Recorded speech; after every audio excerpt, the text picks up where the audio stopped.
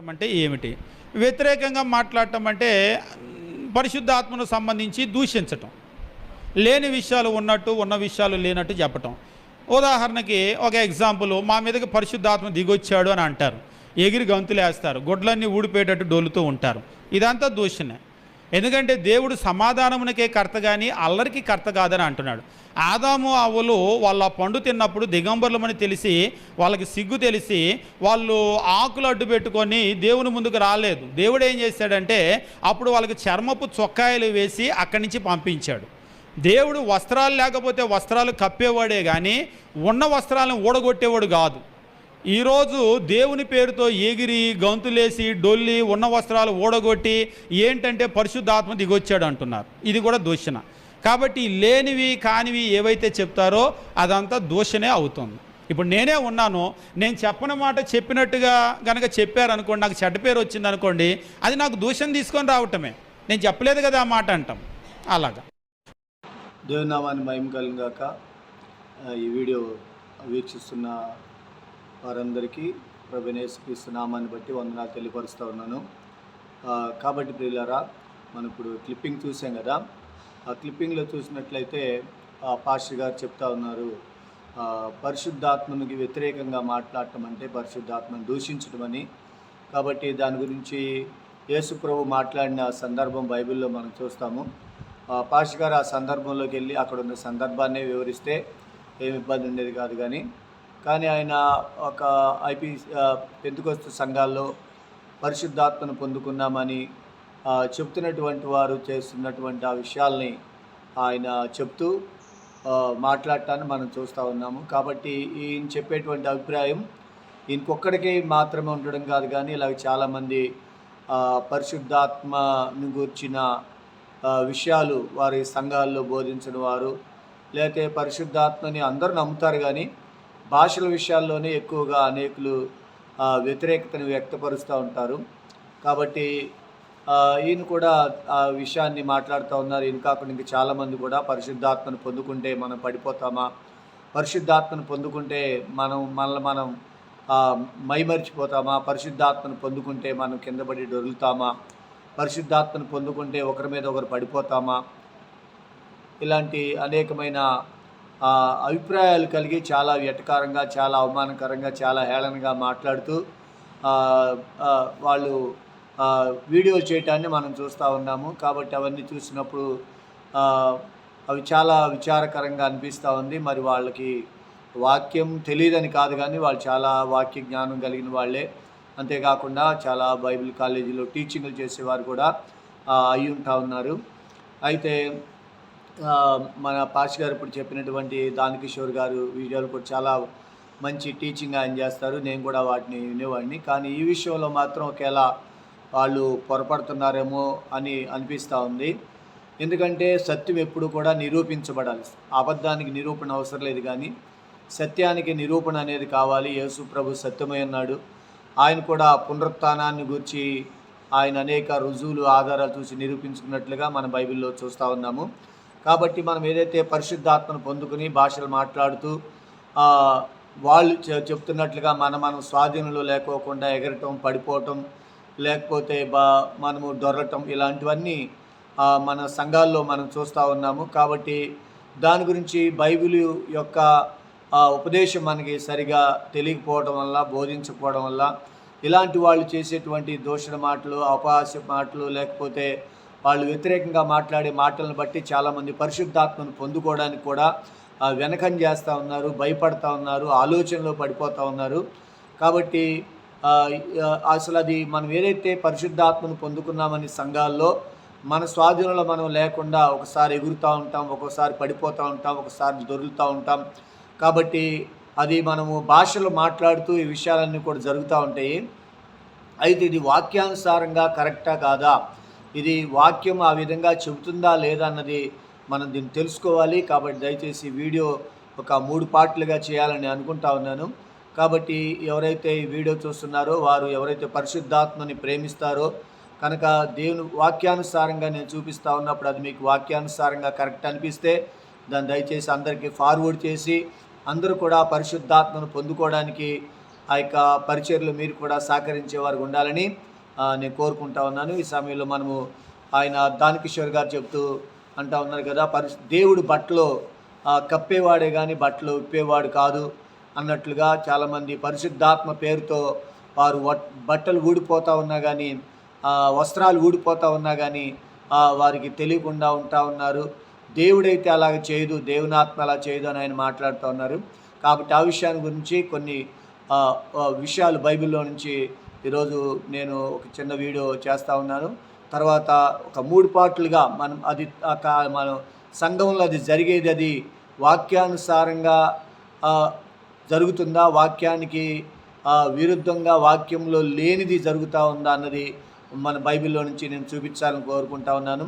ఈరోజు మనం అపోస్తుల కార్యంలో చూసినట్లయితే అపోస్తుల కార్యము 2వ అధ్యాయము 17-18 వచనాల్లో చూస్తే, అపోస్తుల కార్యం 2వ అధ్యాయం 17-18 వచనాల్లో, అంత్యదినముల్లో మనుషులందరి మీద నా ఆత్మను కుమ్మరించేదనని యోవేలు ప్రవచన గ్రంథం 2వ అధ్యాయము 28-29 వచనాల్లో యోవేలు ప్రవక్త చెప్పినటువంటి ఆ మాటలనే ఇక్కడ అపోస్తలుడైనటువంటి పేతురు గారు 2వ అధ్యాయంలో ఈ 17-18 వచనాల్లో యోవేలు ప్రవచనాన్ని జ్ఞాపకం చేస్తూ, అంత్యదినముల్లో నేను మనుషులందరి మీద నా ఆత్మను కుమ్మరిస్తాను అని దేవుడు చెప్పాడని, తర్వాత 18 వచనంలో చూస్తూ ఉన్నాము, ఆ దినముల్లో నా దాసుల మీదను నా దాసుల మీదను నా ఆత్మను కుమ్మరించెదను కనుక వారు ప్రవచించెదరు.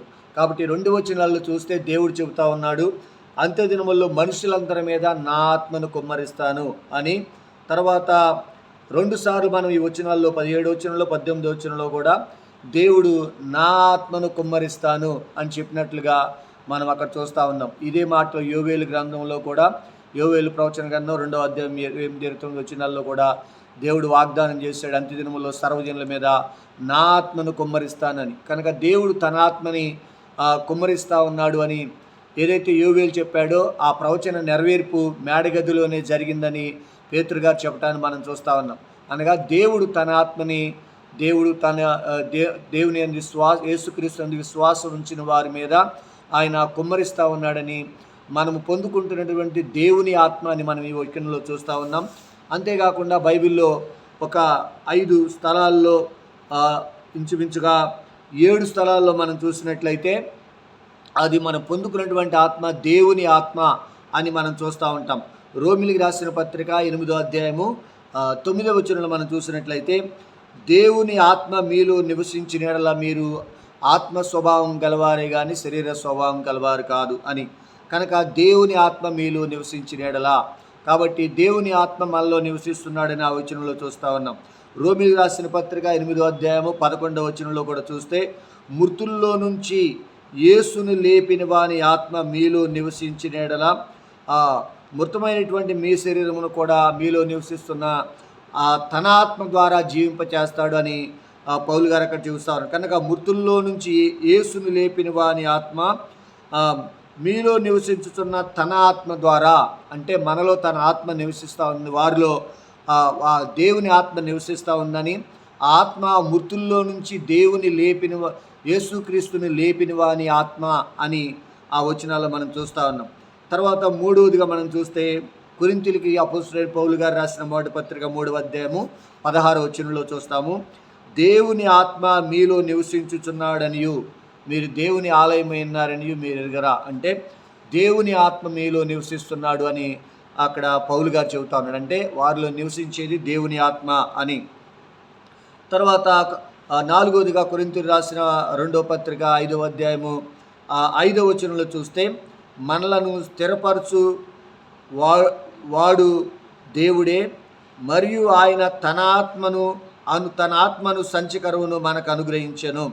కనుక మనల్ని స్థిరపరిచేవాడు దేవుడే, మరియు ఆయన తన ఆత్మను మనకు సంచికరువుగా అనుగ్రహించాడు అని చెబుతా ఉన్నాడు. అంటే దేవుడు మనకి తన ఆత్మని సంచికరువుగా ఇచ్చాడని ఇక్కడ పౌలు గారు చెబుతా ఉన్నాడు. తర్వాత ఫిలిప్పీయులకు రాసిన పత్రిక 3వ అధ్యాయము 3వ వచనంలో చూస్తే, దేవుని యొక్క ఆత్మ వలన ఆరాధించుచు క్రీస్తు యేసునందు అతిశయపడుచున్న మనమే సున్నతి పొందిన వారము. కనుక దేవుని ఆత్మ వలన ఆనందించుచు, కనుక దేవుని ఆత్మ వల్ల ఆనందిస్తూ ఉన్నాం మనము. కనుక మనలో ఉన్నది దేవుని ఆత్మని ఫిలిప్పీయులకు రాసిన పత్రిక 3వ అధ్యాయం 3వ వచనంలో చూస్తూ ఉన్నాం. అలాగే 6వ సందర్భాన్ని చూస్తే తెస్సలోనికీయులకు రాసినటువంటి మొదటి పత్రిక 4వ అధ్యాయం 8వ వచనంలో అపోస్తలుడైన పౌలు గారు అంటా ఉన్నాడు కదా, మీకు తన పరిశుద్ధాత్మను అనుగ్రహించిన దేవునినే ఉపేక్షించుచున్నాడు. మీకు తన పరిశుద్ధాత్మను అనుగ్రహించిన దేవునినే. కనుక దేవుడంట తన పరిశుద్ధాత్మని అనుగ్రహించాడని ఇక్కడ మనం చూస్తూ ఉన్నాము. తర్వాత యోహాను రాసినటువంటి మొదటి పత్రిక 4వ అధ్యాయము 12-13 వచనాల్లో చూస్తే ఆయన తన ఆత్మలో పాలు దయచేసి ఉన్నాడు. కనుక దేవుడంట ఆయన 12-13 వచనాల్లో మనం జాగ్రత్తగా గమనిస్తే దేవుడు తన ఆత్మలో మనకి పాలు దయచేశాడు అని మనం చూస్తా ఉన్నాం. మోషేలో ఉన్న ఆత్మ అనేక మందికి ఎలాగైతే ఆయనలోనికి పాలు వెళ్ళిందో అలాగనే దేవుడు కూడా తన పరిశుద్ధాత్మను మనకు అనుగ్రహించిన దేవునినే ఆయన తన ఆత్మలో పాలు దయచేస్తున్నాడు. కనుక దేవుడు మనకి ఎవరైతే మారుమనసు పొంది బాప్తీసం తీసుకుని యేసు ప్రభు నుండి విశ్వాసం ఉంచారో వారికి దేవుడు తన ఆత్మలో పాలు దయచేస్తూ ఉన్నాడు అని అపోస్తలుడైనటువంటి యోహాను గారు చెబుతా ఉన్నాడు. కనుక పేతురు గారు కానీ పౌలు గారు కానీ యోహాను గారు కానీ చెప్పేటువంటి ఆ రెఫరెన్స్లన్నీ మనం చూస్తే దేవుని ఆత్మ మనలో నివసిస్తున్నాడని, దేవుడు తన ఆత్మను మనకు అనుగ్రహించాడని, దేవుడు తన ఆత్మలో పాలు మనకి దయచేశాడనేటువంటి విషయాలు మనము ఈ వచనాల్లో మనం చూస్తూ ఉన్నాం. కనుక మనలో ఉన్నటువంటి ఆత్మ ఏదైతే మనం పరిశుద్ధాత్మ పొందుకుని భాషలు మాట్లాడుతూ ఉన్నామో ఆ ఆత్మ యోవేలు ప్రవచన గ్రంథంలో చెప్పినటువంటి ఆత్మ దేవుని ఆత్మ, పరిశుద్ధాత్మ దేవుని ఆత్మని మనం చూస్తూ ఉన్నాం. కనుక ఇప్పుడు మనము దేవుని ఆత్మను మనం పొందుకుంటా ఉన్నాం. కనుక మనలో ఉన్నది దేవుని ఆత్మ. దేవుడు తన ఆత్మలో మనకి పాలు అనుగ్రహించాడు. కాబట్టి ఈ విషయాలు మనం దృష్టిలో పెట్టుకుని జ్ఞాపకం పెట్టుకుని ఒకసారి మొదటి సమూయేలు గ్రంథము 19వ అధ్యాయము 20-23 వచనంలోనికి మనం వెళ్ళినట్లయితే మొదటి సమూయేలు గ్రంథం 19వ అధ్యాయము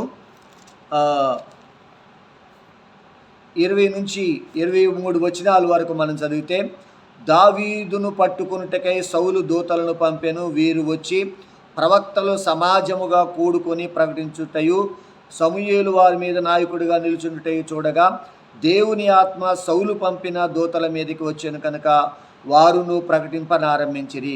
ఈ సంగతి సౌలులకు వినబడినప్పుడు అతడు వేరు దూతలను పంపిన కానీ వారును అటువలనే ప్రకటించుచుండిరి. సౌలు 3వసారి దూతలను పంపిన కానీ వారును ప్రకటించుచుండిరి. కడవరిసారి తానే రోమాకు పోయి సేకు దగ్గరనున్న గొప్ప బావి యొద్దకు వచ్చి సమూయేలును దావీదును అక్కడ ఉన్నారని అడుగుగా ఒకడు రామా దగ్గర నాయోతులో వారు ఉన్నారని చెప్పాను. అతడు రామా దగ్గరున్న నాయోతునకు రాగా దేవుని ఆత్మ అతని మీదకి వచ్చాను కనుక అతడు ప్రయాణము చేయొచ్చు రామా దగ్గరనున్న నాయోతునకు వచ్చి వరకు ప్రకటించుచుండెను. మరియు అతడు తన వస్త్రములను తీసివేసి ఆనాటి రాత్రి మగళ్ళు సమూయేలు ఎదుటనే ప్రకటించుచు పైబట్ట లేనివాడై పడి ఉండెను. కాబట్టి ఇక్కడ మనం చూస్తూ ఉన్నాము సౌలు దావీదును పట్టుకోవాలని ఒక 3 గుంపులుగా దూతలను పంపించినట్టుగా. అయితే మొదటొచ్చిన గుంపు మీదకి దేవుని ఆత్మ వచ్చింది, అయితే వాళ్ళు ప్రకటిస్తూ ఉన్నారు. రెండో గుంపు మీదకి దేవుని ఆత్మ వచ్చింది, వారు కూడా ప్రకటిస్తూ ఉన్నారు. మూడో గుంపును పంపించినప్పుడు వారి మీద కూడా దేవుని ఆత్మ వచ్చినప్పుడు వారు కూడా అట్లా ప్రకటిస్తారు. 4వసారి సౌలే బయలుదేరి వచ్చినప్పుడు అతని మీదకి దేవుని ఆత్మ వచ్చినప్పుడు అతను దేవుని ఆత్మ చేత దేవుని ఆత్మ అతని మీదకి వచ్చినప్పుడు అతను వస్త్రములు తీసివేసి ఆనాటి రాత్రి పగళ్ళు సమూయేలు ఎదుటనే ప్రకటించుచుండెను. కాబట్టి ఇక్కడ మనం చూసినట్లయితే 3 గుంపులు కూడా దేవుని ఆత్మ. ఇంతకుముందు మనం చూసాం మనకి పరిశుద్ధాత్మను మనం ఏది పొందుకుంటా ఉన్నాం అది దేవుని ఆత్మని, అది దేవుడు తన ఆత్మను అనుగ్రహించాడని, మనకి తన ఆత్మలో దేవుడు పాలు అనుగ్రహించాడని పౌలు గారు, పేతురు గారు, యోహాను గారు కూడా చెప్పారు. ఇక్కడ కూడా మనం చూస్తే దేవుని ఆత్మ సౌలు పంపించిన దూతల మీదకి వచ్చినప్పుడు వాళ్ళు ఎందుకు వచ్చారు? అసలు దావీదును పట్టుకోవడానికి వచ్చారు. దావీదును పట్టుకోవడానికి వచ్చిన వాళ్ళు దేవుని ఆత్మ వారి మీదకి వచ్చినప్పుడు ఏదైతే వాళ్ళు పట్టుకోవాలని వచ్చారో రాజు చేత ఏది ఆజ్ఞాపించబడి పంపించారో అదంతా కూడా వాళ్ళు మర్చిపోయారు. వాళ్ళు వచ్చిన పని మర్చిపోయారు, రాజు ఆజ్ఞను మర్చిపోయారు, వాళ్ళు చేయాల్సిన కార్యాన్ని కూడా వాళ్ళు మర్చిపోయి వాళ్ళు ప్రకటిస్తూ ఉండిపోయారు.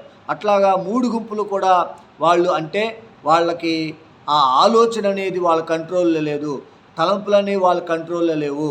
వారు ఏం చేస్తూ ఉన్నారు, ఎందుకు వచ్చారు, ఎందుకు పంపబడ్డారు అన్న విషయాలు వాళ్ళకి ఏమాత్రం కూడా జ్ఞాపకం లేనట్లుగా మనం అక్కడ చూస్తూ ఉన్నాం. కనుక సమూయేలు కూడా సౌలు మీద కూడా దేవుని ఆత్మ వచ్చినప్పుడు అతను కూడా ఆ వచ్చినటువంటి పని మర్చిపోయి రాత్రింబగళ్ళు వస్త్రములు లేకుండా వస్త్రములు తీసివేసి ప్రకటిస్తూ ఉన్నాడు. కనుక ఇప్పుడు చెప్పండి, ఇప్పుడు ఆ పాష్ గారు చెప్పిన, దానకిషోర్ గారు చెప్పినట్లుగా దేవుని ఆత్మ, దేవుడు వస్త్రాలు కప్పేవాడు కానీ వస్త్రాలు తీసేవాడు కాదు అని చెప్పినట్లుగా ఇక్కడ దేవుని ఆత్మ వచ్చినప్పుడు మరి సౌలుకి వస్త్రాలన్నీ లేకోకుండా రాత్రింబగళ్ళు పడి ఉన్నాడని వ్రాయబడింది. కనుక దేవుని వాక్యంలో ఉన్నది ఉన్నట్లుగానే మనం తీసుకోవాలి. కనుక దేవుని ఆత్మ వస్తే వస్త్రాలు ఉంటాయా ఉండవా, వాక్యాధారం, మనకి దేవుని వాక్యాధారం ఉందా లేదా అన్నది మనం ఒకసారి పరీక్షించుకోవాలి. కనుక సౌలు మీదకి వచ్చింది దేవుని ఆత్మే. అతను వస్త్రాలు తీసివేసి, వస్త్రాలు రాజు అయ్యుండి అతను వస్త్రాలు నాకు లేవు అన్న విషయాన్ని కూడా అతను, నేను వస్త్రాలు లేనివాడిగా పడున్నానన్న విషయాన్ని కూడా అతను తెలుసుకోలేని వ్యక్తిగా, గుర్తించలేని వ్యక్తిగా, గ్రహించలేని వ్యక్తిగా ఆయన సౌలు దావీదును పట్టుకోకుండా అతను రాత్రి భవళ్ళు ప్రవచిస్తూ ఉన్నాడు. కనుక ఈ విషయాలన్నీ కూడా జాగ్రత్తగా మనం ఆలోచిస్తే ఒక వ్యక్తి మీదకి దేవుని ఆత్మ వచ్చినప్పుడు వారి స్వాధీనంలో వారు ఉండరు, వారి ఆధీనంలో వారు ఉండరు, వారి కంట్రోల్లో వారు ఉండరు. వారు ఏం చేస్తూ ఉన్నారో వారికి తెలీదు. ఒక్కొక్కసారి వారి వస్త్రాలు కూడా ఊడిపోయినా కానీ, వారి వస్త్రాలు కూడా జారిపోయినా కానీ వారు తెలుసుకోలేరు అన్న విషయాన్ని వాక్యానుసారంగా మనం చూస్తూ ఉన్నాం. కనుక మరొకసారి మీరందరూ కూడా ఈ విషయాల్ని గమనించి పరిశుద్ధాత్మను పొందుకుంటున్నటువంటి పెంతెకొస్తు మీద అనవసరమైన దోషారోపణలు, నేరారోపణలు చేసి పరిశుద్ధాత్మకు విరోధంగా మాట్లాడి ఇతరులు పరిశుద్ధాత్మను పొందుకోకుండా ఆటంకపరిచేవారిగా ఉండకూడదని, పరిశుద్ధాత్మను దూషించి నిత్య శాపానికి గురి కాకూడదని కోరుకుంటా ఉన్నాను. దేవుడు మిమ్మల్ని అందరినీ దీవించి దేవుడి వాక్యాన్ని పరిశీలింప చేయనుగాక. ఆమేన్. Thank you. Praise lord.